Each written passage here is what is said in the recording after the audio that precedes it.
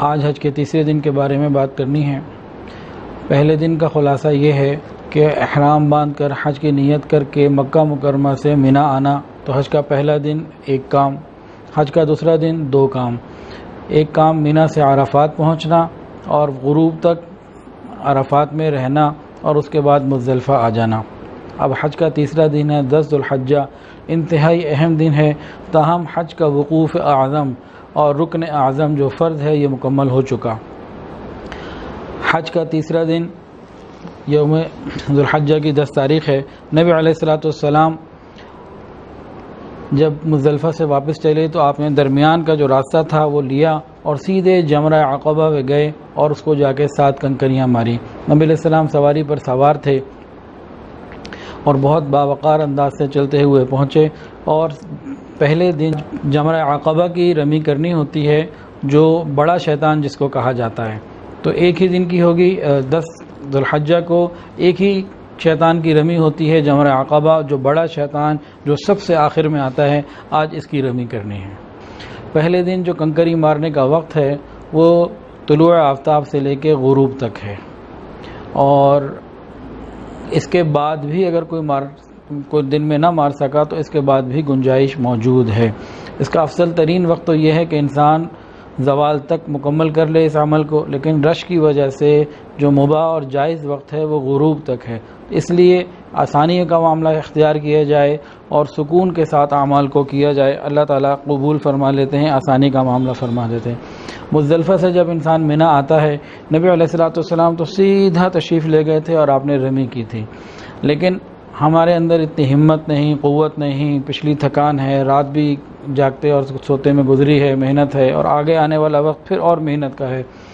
تو اب علماء مشورہ دیتے ہیں کہ انسان مزدلفہ سے آنا بھی عام طور سے پیدل ہی ہوتا ہے، تو مینا میں اپنے خیموں میں آئے، اپنی تھکن کو دور کرے، آرام کرے، کچھ کھا پی لے، اس کے بعد رمی کے لیے روانہ ہو۔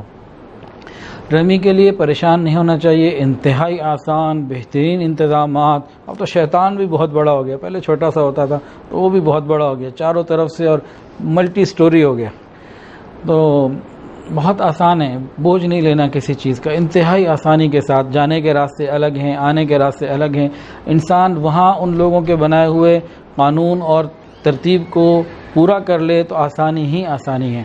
کسی بھی کام میں جلد بازی سے کام نہ لیں، اللہ تعالیٰ اپنی رحمت کا معاملہ فرمائیں گے۔ جمرہ عقبہ کی جب پہلی رمی نبی علیہ السلام کرنے لگتے تو تلبیہ بند۔ 8 ذو الحجہ کو جو تلبیہ شروع ہوا تھا احرام باندھنے کے فوراً بعد سے چلتا رہا، مینا، مزدلفہ، عرفات ہوتے ہوتے اب واپس جب مزدلفہ سے مینا آ رہے ہیں تو تلبیہ پڑھتے آ رہے ہیں، لیکن جیسے ہی پہلی رمی پھینکنی ہے تلبیہ بند، اب اس کا وقت مکمل ہو گیا۔ رمی کا مسنون سنت طریقہ کیا ہے؟ اس کا خلاصہ یہ ہے کہ انگوٹھا اور یہ شہادت کی انگلی، اس کے درمیان میں رمی کرنی ہے، وہ کنکری جو ہے وہ پکڑنی ہے، دائیں آنکھ کے سامنے رکھنا ہے یہ بھویں اور یہ آنکھ، اور یہاں سے نشانہ لینا ہے۔ انسان خود کہاں کھڑا ہو تو جو شیطان ہے جمرہ عقبہ اس کے سامنے ہمارا سینہ آ جائے، اور دائیں سائڈ مینا کی طرف آ جائے جہاں خیمے ہیں، اور بائیں سائڈ جو ہے یہ مکہ مکرمہ کی طرف چلی جائے جہاں قبلے کا رخ ہے۔ تو رخ کیا اور تھرو کرنی ہے، مارنا ہے، اور 7 کنکریاں 7 دفعہ مارنی ہے، 7 دفعہ، اور مارتے ہوئے کیا کہنا ہے؟ بسم اللہ اللہ اکبر۔ یہ تو لازمی کہنا چاہیے، سنت ہے، اس سے آگے کہنا چاہیں تو اور اچھا، بسم اللہ اللہ اکبر رغما للشیطان ورضا للرحمن، یہ اور اچھی بات ہے۔ انسان اردو میں یہ بھی دعا مانگے، اللہ میں شیطان کو کنکری مار کر اس سے اپنی بیزاری کا اظہار کر رہا ہوں، اللہ تو اپنا بنا لے۔ تو قبولیت دعا کے موقع ہوتے ہیں تو انسان موقع محل کے مطابق دعائیں مانگے۔ اچھا، اگر انسان ایک ہی وقت میں 7 کنکریاں لے کے ایسے مار دے تو ایک کاؤنٹ ہوگی، تو 7 دفعہ الگ الگ تھرو کرنی ہے، اور کوئی خالی مارے نہیں، تھرو نہ کرے، خالی ایسے گرا دے تب بھی نہیں ہوگی، تو مارنی ہے۔ اچھا، سامنے دیوار پر لگے یا نہ لگے، بس احاطہ جو بنا ہوا ہے باؤنڈری کے اندر گر گئی تو بس ہمارا کام مکمل ہو گیا، دیوار کو لگنا ضروری نہیں۔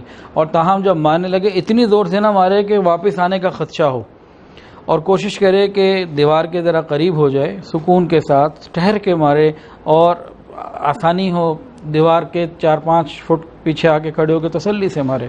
بعض دفعہ جو پیچھے سے مار رہے ہوتے ہیں غلطی کا ایک چانس ہوتا ہے کہ انسان کنکری مارے بجائے آگے جانے کے کسی کے سر کو لگ جائے، تو ساری چیزوں کو دیکھتے ہوئے بڑے پرسکون انداز سے کنکریاں مارنی، اور 7 کنکریاں مارنی ہے، اور کوئی جوتا کوئی چپل نہیں مارنی۔ ایک صاحب تھے، انہوں نے 6 کنکریاں ماری، 7ویں نہیں ماری، تو وہی پوچھا آپ نے بھی 7ویں کیوں نہیں ماری؟ کہنے لگا اس کی بہن میرے گھر میں موجود ہے، پاکستان جا کے ماروں گا۔ اپنی بیوی کے بارے میں بات کر رہا تھا، تو بھئی 7 تو وہیں کے وہیں مار دینی ہے، یہاں پر نہیں لے کر آنی۔ تو یہ 10 ذو الحجہ پہلا دن ہے، اور پہلے دن صرف ایک شیطان کو رمی کرنی ہے، 7 کنکریاں ماری جائیں گی، اور اس کا وقت جو ہے طلوع آفتاب سے لے کے زوال تک بہترین ہے، اس کے علاوہ غروب تک بھی وقت بہت آسانی والا ہے، کوئی مسئلہ نہیں۔ کسی مجبوری کی وجہ سے رہ گئے تو اس کے بعد بھی گنجائش موجود ہے، پریشانی کی بات نہیں۔ ہاں یہ پہلے دن کی بات ہے، باقی جو دنوں کی کنکریاں ہوں گی، رمی ہوں گی، ان کا وقت زوال کے بعد شروع ہوگا، جب ہم وہ بات کریں گے تو اس وقت وہ پڑھ لیں گے۔ تو 10 ذو الحجہ 3 کام، پہلا کام رمی، دوسرا کام قربانی، اور تیسرا کام حلق کروانا، سر منڈوانا۔ ان تینوں میں ترتیب واجب ہے، اگر آگے پیچھے ہو گیا تو امام اعظم امام حنیفہ رحمۃ اللہ علیہ کے نزدیک دم واجب آئے گا، قربانی دینی پڑے گی، اور حاجی کا دم دیتے ہوئے دم نکل رہا ہوتا ہے، اور ویسے بھی دم نہیں دینا چاہیے کہ سنت کے مطابق انسان باوقار اور پرسکون انداز سے کرے تو آسانی ہو جاتی ہے۔ رمی کرنے کے لیے جانے سے پہلے غسل کرنا یہ مستحب عمل ہے، نبی علیہ الصلوۃ والسلام کیا کرتے تھے، اگر کوئی کرنا چاہے آسانی کے ساتھ تو کرتا رہے تو وہ کر لے۔ اور جن لوگوں کی رمی قبول ہو جاتی ہے وہ اٹھا لی جاتی ہے۔ ایک صحابی نے پوچھا اللہ کے رسول کیا بات ہے، ہر سال اتنی کنکریاں ماری جاتی ہیں، کم ہو جاتی ہیں، کہاں جاتی ہیں؟ نبی علیہ السلام نے فرمایا جو قبول ہو جاتی ہیں وہ اٹھا لی جاتی ہیں، ورنہ تم اس کو دیکھتے جیسے کوئی پہاڑ کھڑا ہو جاتا۔ اللہ اکبر کبیرہ۔